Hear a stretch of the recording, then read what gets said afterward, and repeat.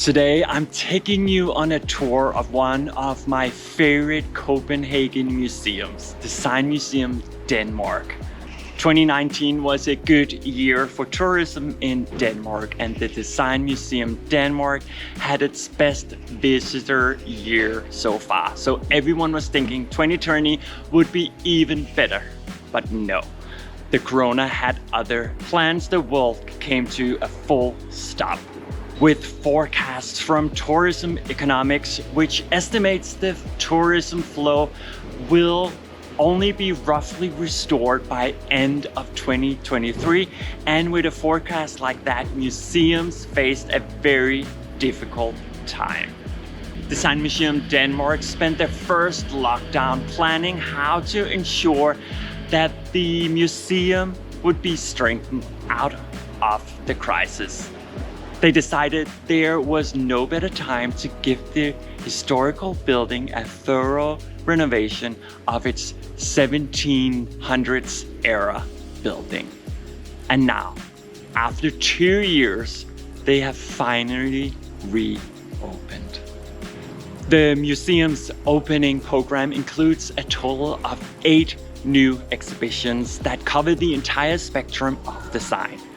From the wonders of the past to the great icons of modernism to the significant themes of today.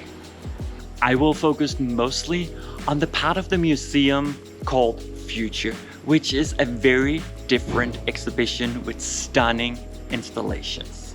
I got a very exclusive look inside the newly reopened museum all to myself. I got 2 hours, so let's head on it. Over the past 2 years, the museum has undertaken the most thorough renovation of the museum since Carl Klint's original interior design in the 1920s. The 2 years has been spent rethinking the entire museum experience while still preserving the strengths of Klint's architectural scheme the way he intended it. Creating exhibition spaces while retaining the flow of rooms in the single-story complex, all of which wraps around a central courtyard. The floors of Norwegian stone tiles was carefully taken out and reused as much as possible. New elements like the custom-designed blue-gray stained built-in cabinets in the museum shop echoes the Klint's era. Through the museum shop relocated to the entrance, you enter the first exhibition. The future is present. This exhibition focuses on how today's design solutions respond to challenges of the future such as health, climate, and identity. The future is very much present in these exhibition spaces, inviting us all to think along and forming a poetic universe.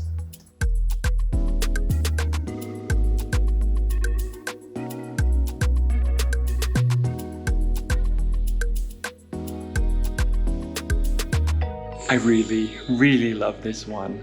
It's just like a little break of sounds and nature.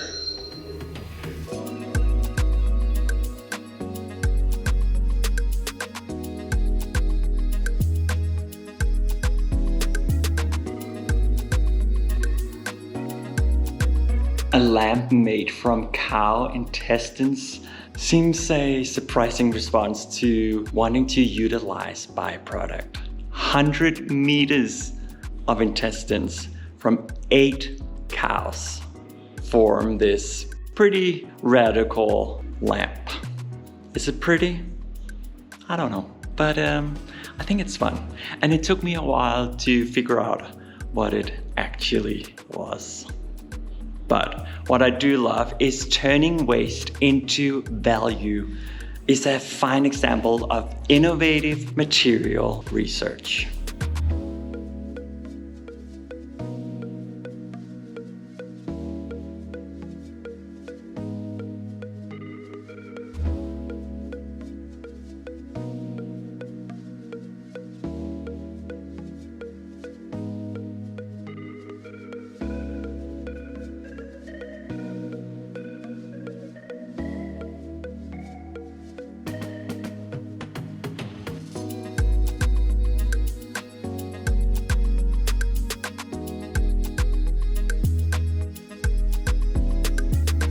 I really love how this exhibition just makes you think about the past, the present, and the future.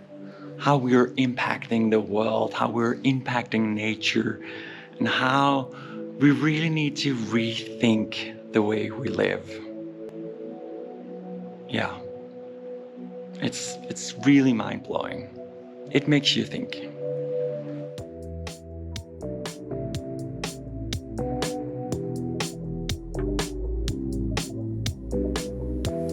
Apparently, the museum has a massive collection of colorful and fabulous patterns, where some are showcased in this contemporary perspective called Powerful Patterns, created in cooperation with the Danish fashion designer, artist and musician Henrik Vibskov.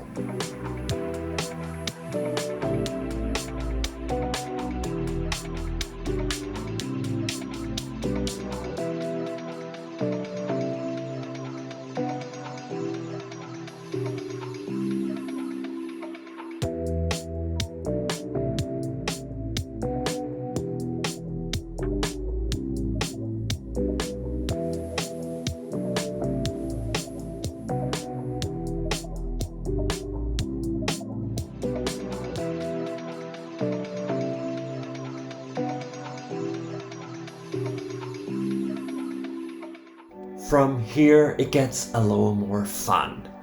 Wonder is an exhibition that displays a treasure chest of the museum's oldest and most unique collections, and it's just giving you a fun little reminder to some of the odd things you might have collected yourself through time.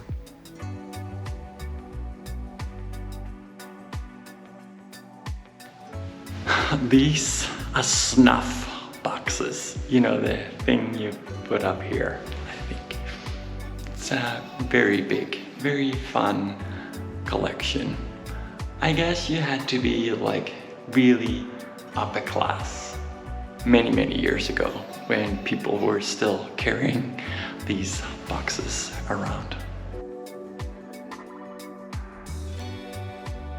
I think it's real funny what people have been collecting throughout centuries.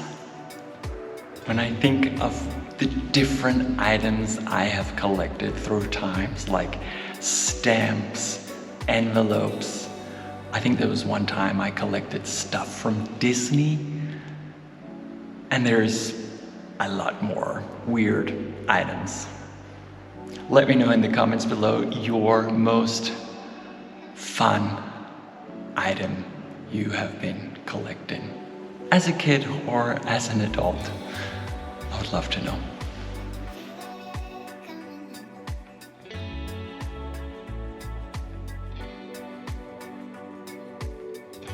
These pieces here was for the very fancy, wealthy upper class. You see this because they're made from silver, porcelain, or tortoise shell. Yeah, tortoise. That wouldn't happen today. Anyway, this snuff box reveals something about the taste and the economic status of its owner. It was a fashion accessories like shoes and hats. This collection covers a period of 250 years and features boxes manufactured in porcelain factories all over Europe. Table B set is probably the smallest yet a really cool and fascinating exhibition. Here we encounter a 13-meter glass slab lit from within, designed by the acclaimed designer Boris Berlin.